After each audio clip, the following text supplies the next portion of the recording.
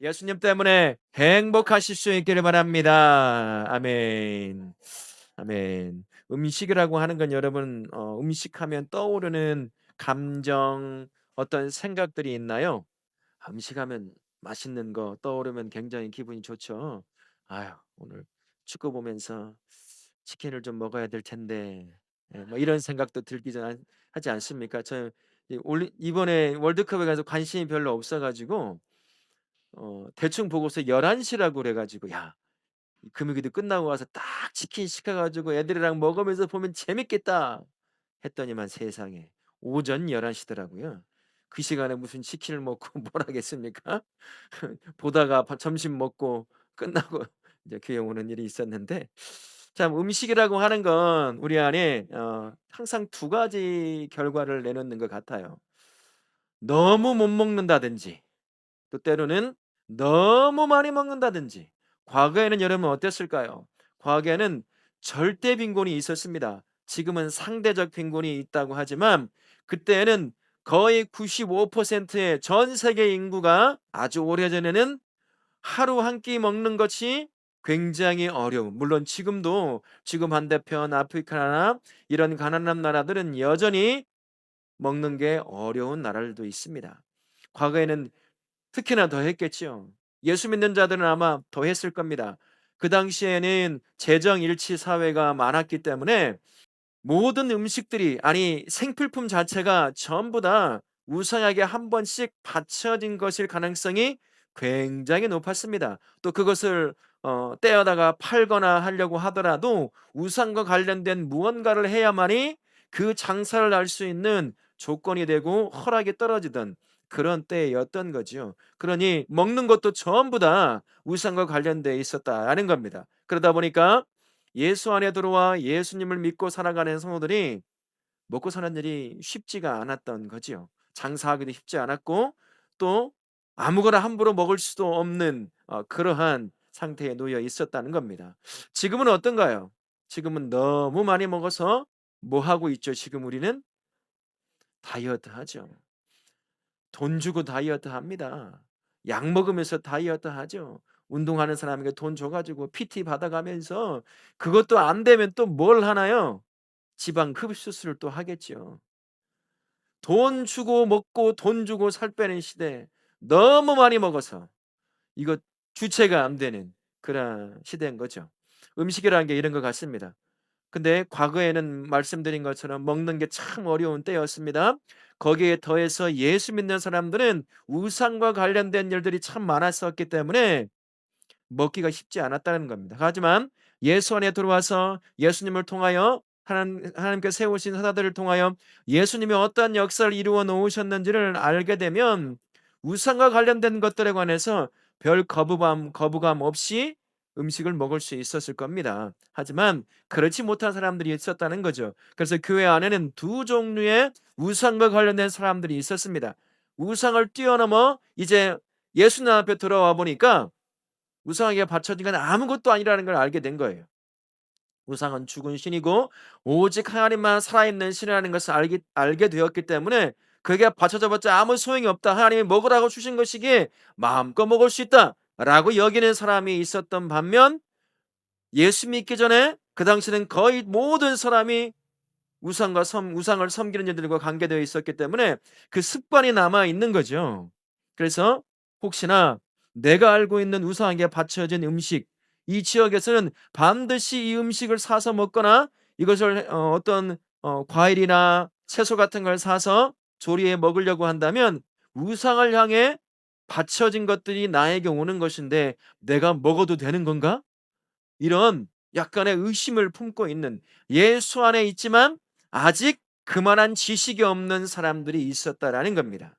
그러다 보니 한 사람은 마음껏 우상에 바쳐진 건 아무것도 아니니까 자유롭게 먹을 수 있었고, 또 한 사람은 의심 반 뭐 이렇게 반, 누가 먹으니까 마지못해 괜찮겠거니 하지만 내면에서는 양심의 가책이 느껴지는 거예요. 먹지 말걸 먹었다. 또 먹고 난 뒤에 이상한 탈이 났어. 그러면 무슨 핑계를 댈까요? '내가 먹지 말아야 될 우상에게 바치는 음식을 먹어서 이렇게 됐어.' 그럴 일이 전혀 없는데도 말이죠. 그런 양심의 찔리기도 하고 흔들리기도 하고 이런 일이 발생하게 된다는 거예요. 그러니 교회 안에 음식 때문에 두 파가 나눠지게 되는 겁니다. 자기도 모르는 사이에. 그래서 오늘 사도 바울이 우리에게 음식이라고 하는 작은 하나를 가지고 하나님이 허락하신 자유를 어떻게 써야 할 것인지에 관해서 우리에게 이야기를 해 주고 있습니다. 첫 번째는 지식.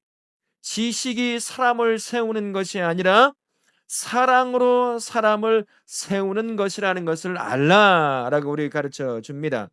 앞에서 말씀드린 것처럼 고린도 교회 안에는 우상과 관련된 모든 지식을 잘 갖추고 있던 사람들이 있었습니다. 우상과 관련된 거 먹어도 입어도 아무런 상관이 없다. 정확한 지식이에요. 정확하게 잘 알고 있는 겁니다. 진정한 자유함을 누릴 수 있는 위치에 세워져 있는 거지요. 그러나 문제가 있습니다. 모든 사람이 그만한 지식을 갖고 있지는 못했다는 거예요. 고린도 교회 안에는 우상을 뛰어넘어 우상에게 바쳐진 음식이라도 먹는데 문제가 없다고 생각하는 사람이 있었던, 지식을 갖고 있었던 사람이 있었던 반면에 그 지식이 없던 사람들이 있었다라는 거죠. 그러다 보니 본의 아니게 지식이 있는 사람들은 자유함 가운데 마음껏 먹습니다. 그런데 지식이 부족해서 여전히 마음의 양심의 가책을 누리고 불안함 가운데 먹지 않는 그런 사람들은 먹지 못하는 거죠. 같은 음식 자리에 모여 있어도 누구는 먹고 누구는 못 먹는 일이 발생한다는 겁니다. 그러면 먹는 사람들은 그들을 바라볼 때 어떻게 바라봤을까요? 믿음이 부족하다고, 지식이 없다고, 이제 하나님이 자유케 하셨는데 왜 거기에 짓눌려 사냐고, 자기도 본의 아니게 가지고 있는 지식 때문에 교만을 떨기 시작하게 됐다는 겁니다. 그 대신에 지식이 없는 사람은 반대로 뭐가 됐을까요? 위축된 거예요. 나는 지식이 없어서 이렇다. 스스로 자책을 하기도 하고 그런 일이 좀 발생하게 되는 거죠. 그러다 보니 내가 누리고 있는 아는 지식으로 말미암아 누리는 자유가 또 다른 누군가에게는 그를 위축되게 하고 더 이상 서지 못하게 만드는 걸림돌이 될 때도 있더라라는 겁니다. 그러니 내가 가지고 있는 자유 누릴 수 있어요. 아무런 죄가 되지 않습니다. 하나님이 주신 것이라는 거죠. 그런데 내가 누리고 있는 그것 때문에 누군가는 걸림돌이 되어 넘어지더라는 거죠. 그러면 그럴 때는 어떻게 해야 되냐는 거예요. 지식을 가지고 사람을 세우는 게 아니라, 사역을 하다 보면요, 가르친다고만 되는 것은 아니더라고요. 막 가르치고 뭐 해도 변화되는 것은 또 다른 문제 같아 보일 때가 종종 있어요. 지식으로 한 사람을 세워내기보다는 그 연약함 가운데 지식이 없어 같이 즐기지도 나누지도 못하는 그 형제와 자매를 "너 왜 그래?" 라고 말하는 것이 아니라 어떻게 한다는 거죠? 아직 믿음이 부족하니까, 지식이 부족하니까 사랑으로 품는다는 거예요. 그리고 그가 불편해하면 바로 그 자리에서 먹을 수 있어도 어떻게 하는 거죠? 그냥 안 먹는 거예요. 그 형제가, 그 자매가 즐거워할 수 있는 것을 같이 마시거나 먹거나 하는 것들로 사랑으로 그 형제가 지식을 얻어서 나처럼 자유함을 누릴 수 있도록 시간을 두고 인도해 가는 일을 하더라는 겁니다. 그래서 교회 안에서 내가 알고 있는 신앙의 경험, 지식 이런 것들 가지고 다른 형제와, 연약한 형제와 자매들을 세우는 것이 아니라 무엇으로 세워낼 수 있다는 거죠? 사랑으로 품어서 세워낼 수 있다는 겁니다. 그러니 우리 다락교회는 여러분들이 가지고 있는 믿음의 지식들도 있을 거고 경험도 있을 거예요. 10년, 20년, 30년 믿다 보면 나만의 이제 나에게 주어지는 자유함이 있습니다. 그래서 누군가가 어떤 일을 하려고 할 때 굉장히 어 어려움을 당할 수도 있어요. 이게 나는 안 되는데, 이건 안 되는 거 아닌가?"라고 물어보면 누군가가 그거 하면 또 시험 들기도 하고 이럴 때가 있을 수 있다라는 거죠. 그게 뭔지는 모르겠습니다. 그래, 각자가 가지고 있는 것들이 있기 때문에, 그렇다면 그때 우리가 가져야 될 건, 내가 알고 있는 지식으로 자유를 누리는 것도 좋지만 아무런 문제가 되지 않지만 그게 한 형제와 자매를 세울 수 없는 걸림돌이 된다면 그를 사랑하는 마음으로 그걸 잠시 접고 사랑으로 그 형제가 나처럼 지식을 얻어 자유할 수 있는 그때까지 그 형제를 사랑으로 섬겨 세워가는 것이 필요하더라라는 겁니다. 우리 다락교 모든 성도는 그런 성숙한 성도의 자리까지 올라가실 수 있기를 바랍니다. 세워지실 수 있기를 바랍니다. 나 할 수 있어. 네, 그거 좋지요. 누군가가 그것 때문에 시험 들고 어려움을 당한다면 안 되지 않겠습니까? 물론 참 그래서 힘든 것 같아 보여요. 당연한 거 또 누구나 할 수 있는 것인데 누군가는 아직 어리기 때문에 그 앞에서는 쉽게 말도 못하고 행동도 못하고 결정도 못할 때가 있지요. 그러나 하나님께서 그 형제와 자매를 성숙하게 곧 만드실 거예요. 조금만 참고 인내하고 사랑으로 섬겨 세운다면 나처럼 내가 누리고 있는 예수 안에서의 자유를 누릴 수 있을 거니 그런 것은 걱정하지 마시고 오늘 바울의 입을 통해서 우리에게 전해주는 것처럼 지식으로 너 그러면 안 돼. 이렇게 하는 것이 맞아. 라고 하는 것도 좋지만 그것을 넘어서서 사랑으로 그 연약함을 붙잡고 세워주시는 우리 성도님들 되실 수 있기를 바라겠습니다. 아멘. 두 번째는요. 9절 말씀에 이런 말씀이 있습니다. 그런즉 너희의 자유가 믿음이 약한 자들에게 걸려 넘어지게 하는 것이 되지 않도록 조심하라라는 겁니다. 앞에서도 말씀드렸죠. 내 자유가 누군가에게는 상처로 다가올 수가 있습니다. 걸려 넘어지는 걸림돌이 될 수 있다라는 거죠. 그래서 내가 누릴 수 있는 자유라고 하더라도 무엇을 해야 한다는 걸까요? 절제를 할 수 있어야 한다라는 겁니다. 내가 사랑으로 다른 형제를 자매를 세워야 하잖아요. 그 사랑으로 내가 할 수 있지만 누릴 수 있지만 잠시 접어두는 거죠. 잠시 내려놓는 겁니다. 바울이 그런 사람 아니겠습니까? 내가 고기를 먹음으로 말미암아 누군가가 실족하여 넘어진다면 나 고기 좋아해도 그 앞에서는 먹지 않겠다. 이렇게 고백하는 것처럼 절제를 하는 거죠.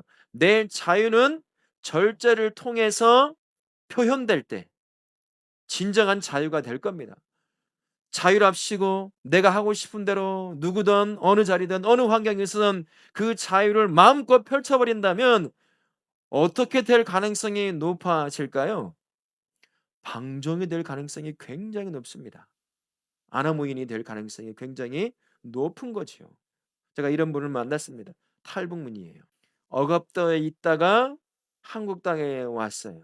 한국 땅에 와서 이제 자유라는 단어를 듣고 처음에는 익숙치가 않았겠지요. 그런데 이제 자유라는 단어를 듣고 자유롭게 뭔가를 해보고 싶어요. 근데 일방적이더라고요. 다른 사람을 고려를 잘 안 해요. 내가 하고 싶어서 하는데 목사님이 왜 하지 말라고 하시는 거죠? 내가 할 수 있잖아요. 말할 때마다 자유라는 단어를 많이 붙여요.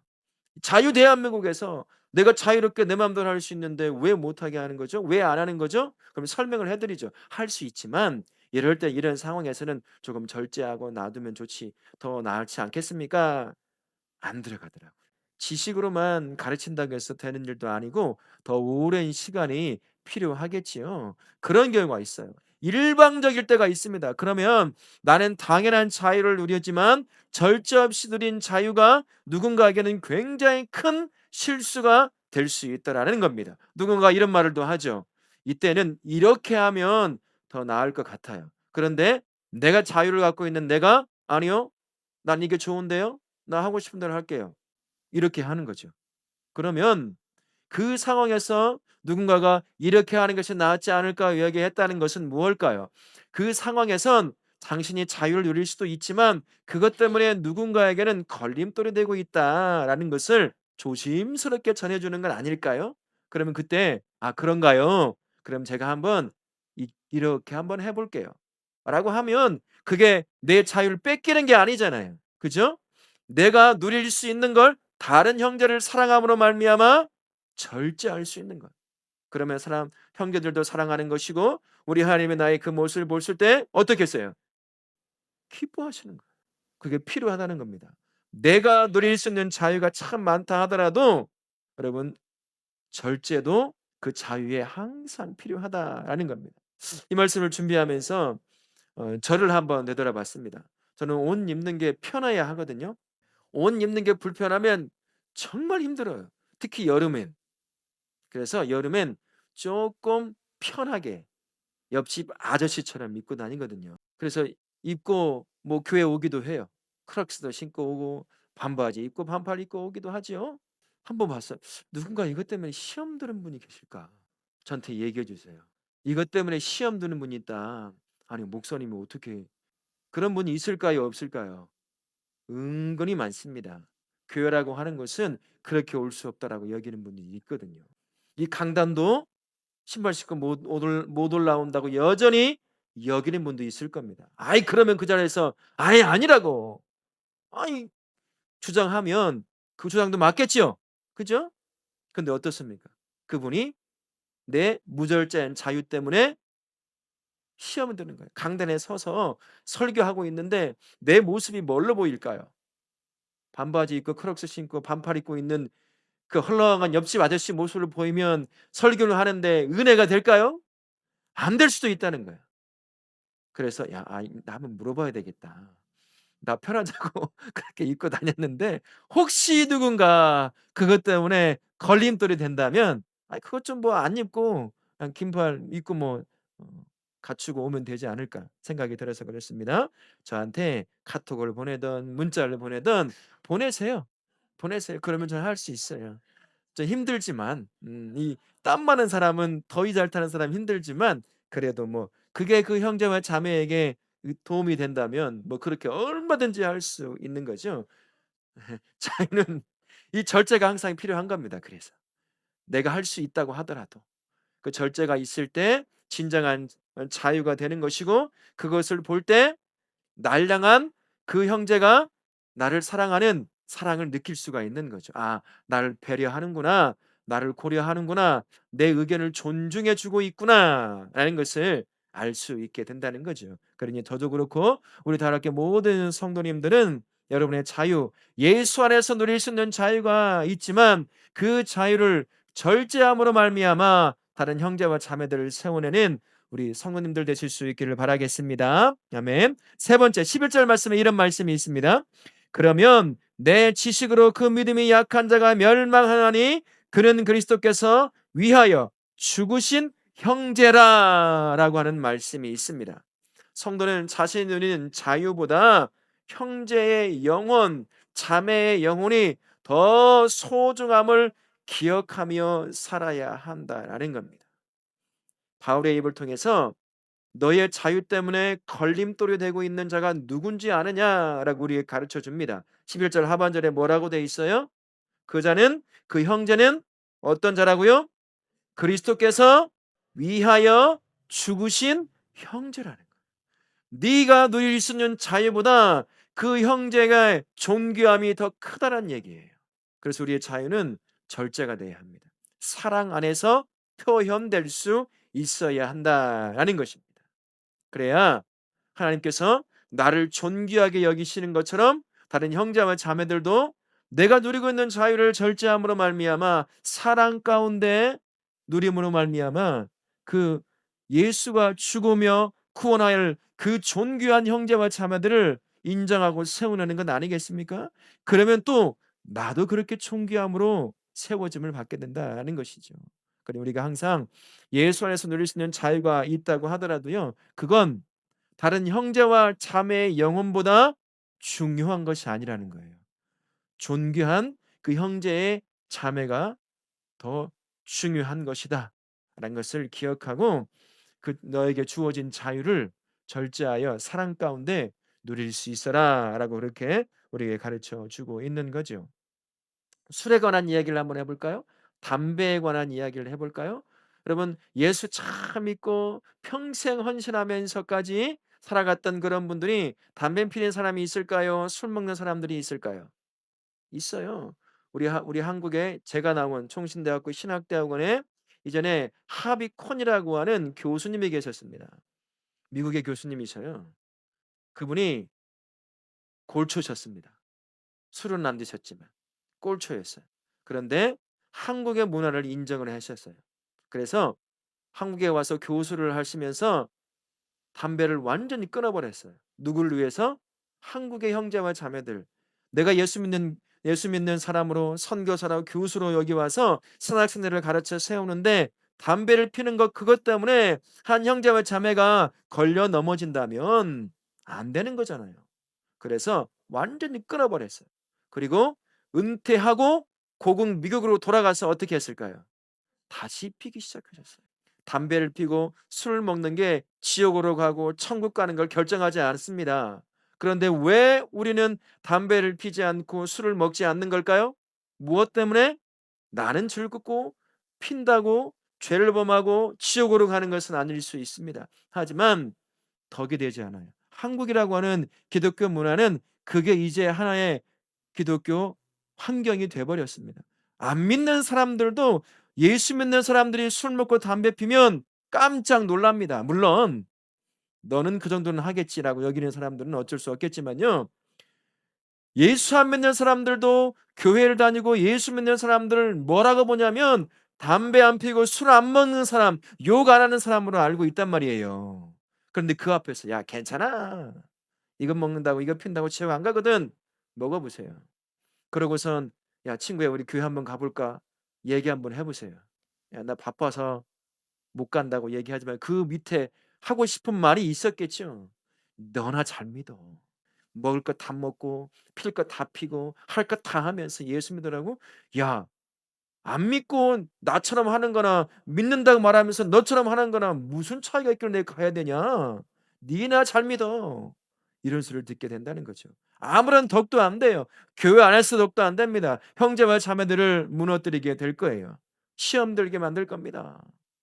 제가 얘 앞에 와 가지고 술 한 잔 먹고 와 가지고 "야 오늘 금요일이 되니까 성령은 못 받았어도 주시는 좀 받아야지." 하면서 한 잔 쫙 먹고 와 가지고 벌거벗해 가지고 여기서 한번 설교하고 기도에 인도해 간다고 생각해 보세요. 그게 지옥 가는 문제는 아니어도 여러분 어떻습니까? 같이 기도하고 뭐 찬송하고 그러고 싶어지나요? 우리는 안 돼요. 그런 게 안 됩니다. 물론 서양 사람들도 진짜 예수를 깊이 만나면 그것이 무용하다는 걸 알기에 끊어 버린다고 하더라고요. 다 먹는 사람도 있겠지만 그렇습니다. 우리가 그런 것들을 먹고 안 먹고가 지옥과 천국을 결정하는 것은 아니라 하더라도 오늘 바울의 입을 통해서 나오는 것처럼 다른 형제와 자매를 사랑함으로 다른 형제와 자매가 나 때문에 걸려 넘어지지 않기 위해서 건강하게 믿음 안에 세워지게 하기 위해서 먹을 수 있음에도 갈 수 있음에도 할 수 있음에도 마실 수 있음에도 안 마시는 거예요. 나의 덕을 위해서도 하나님의 영광을 위해서도지만 또 함께하는 형제와 자매들의 믿음을 위해서도 그게 진정한 자유를 갖고 있는 사람이라고 할 수 있는 거죠. 오늘 술, 담배 얘기했는데 희한하게 알아듣고 어디 가서 말하지 마세요. 제가 피라고 했어요? 마시라고 했습니까? 근데 이렇게 설교하면 피라고 했다고 마시라고 했다고 아유 공격을 당해요. 정확하게 알아두십시오. 나 그런 말 한 적 없습니다. 그게 나를 지옥으로 끌고 가지는 못한다는 얘기예요. 그러나 우리가 절제하고 끊는 것은 하나님께 영광이 되게 하기 위함이요 내 육신을 그런 걸로 망가뜨리지 않기 위함이요 다른 형제와 자매들이 믿음 안에서 걸려 넘어지지 않게 하기 위함이라는 것. 그것 때문에 안 먹고 안 피고 한다는 거죠. 그게 나의 의가 아닙니다. 아무것도 아니에요 그거는요. 그것 가지고 믿음의 잣대를 내밀면 안 된다는 거죠. 그래서 교회 안 나오는 사람들 정말 많습니다. "담배 끊고 갈게요." 안 오겠다는 얘기 아니에요? "술 끊고 갈게요." 안 오겠다는 얘기입니다. 그것 가지고 예수 믿고 안 믿고를 결정해 버리니까. 그러면 안 된다는 겁니다. 어느 교회는요 흡연실까지 만들어 놨어요. 와서 예수 만나면 끊거든요. 예수님을 못 만났으니까 못 끊는 거예요 아직은. 예수님을 만났어도 몸에 완전히 인이 배겨서 좀씩 끊는 사람이 있어요. 저희 엄마가 그랬어요. 하루에 청자였나요? 제 기억으로 그 당시 담배가 형님 청자 아시죠? 저희 엄마가 청자를 폈어요. 제일 싼 담배. 먹고 사는 게 힘드니까 그걸 예수 안 믿을 때. 하루에 한 갑 정도씩 피니까 이게 완전히 몸이 배는 거죠. 그러다가 예수님을 만났어요. 안 끊어져요. 누구는 급하게 끊었다고 그러는데 우리 엄마는 그러지 않더라고요. 조금씩 끊어갔어요. 나중에는 일 주일에 한 계피라고 하나요? 필까 말까 했어요. 명예권사로 그렇게 소천해서 하늘나라를 가셨는데 그런 경우도 있습니다. 그런데 그거 가지고 끊고 와야 된다고 술 먹으면 안 된다고 담배 피우면 안 된다고 담을 싹 쌓아놔 버리면 누가 이곳을 넘어올 수 있겠습니까? 와서 예수님 만나면 돼요. 예수님 만나면 다 끊어져요. 예수님 만나면 끊을 준비를 합니다. 근데 그것이 걸림돌이 되고 나의 의가 되어 가지고 누군가를 무너뜨리고 누군가를 가로막고 누군가를 믿음에서 떠나게 만든다면 그것만큼 교만한 짓거리가 어디 있겠습니까? 술, 담배 말고도요, 우리 몸을 망가뜨리는 거 우리 얼마나 많이 먹습니까? 좋은 것 많이 먹는다고 내 몸에 좋나요? 아니더라고요. 우리는 그렇게도 망쳐요. 내 몸을. 그죠? 그런 걸 기억하면서 여러분, 내가 주어진 자유, 다른 형제를 위해서 사랑과 절제를 통해서 그 영혼의 소중함과 존귀함을 생각하면서 내 것을 절제함으로 다른 형제와 자매를 세워내시는 우리 다우리께 성도님 되실 수 있기를 바랍니다. 오늘 말씀에 우리에게 이렇게 질문합니다. 너는 네 자유를, 네가 누릴 수 있는 자유를 선택할 거냐? 아니면 사랑을 선택하여 다른 형제와 자매들을 세울 것이냐? 두 가지가 다 나쁜 것은 아니에요. 하나님 나에게 준 자유 내가 누려야죠. 지금까지 귀신에 억압되어 있고 율법에 억압되어 있던 내 영혼이 예수 안에서 자유함을 누리게 되었으니 얼마나 기쁩니까? 예수 안에 내가 예수를 믿고 살아가는데 더 많은 율법과 죄의 짓눌림에 산다면 내가 예수를 왜 믿어요? 믿을 이유가 없잖아요. 예수 안에 왔다는 것은 진정한 죄에서의 자유함과 삶의 짓눌림에서 자유함을 누릴 수 있다는 걸 아니겠습니까? 그 자유를 누릴 수 있어야 하지요. 그러나 그 자유가 누군가를 넘어뜨린다면, 누군가를 실족하게 만든다면 안 된다는 거죠. 사랑으로 자유를 절제하고 그 한 영혼이 내가 누릴 자유보다 더 존귀한 존재라는 것을 기억하고 그 자유를 절제함으로 누릴 수 있는 그 성도가 되어야 한다는 사실을 기억하시고, 우리 다롭게 모든 성도 한 분 한 분은 그렇게 하나님께서 주신 자유를 사랑과 절제 가운데 누림으로 말미암아 내 자유로 다른 형제와 자매를 세워내시는 복된 성도님들 되실 수 있기를 예수님의 이름으로 축원합니다. 아멘.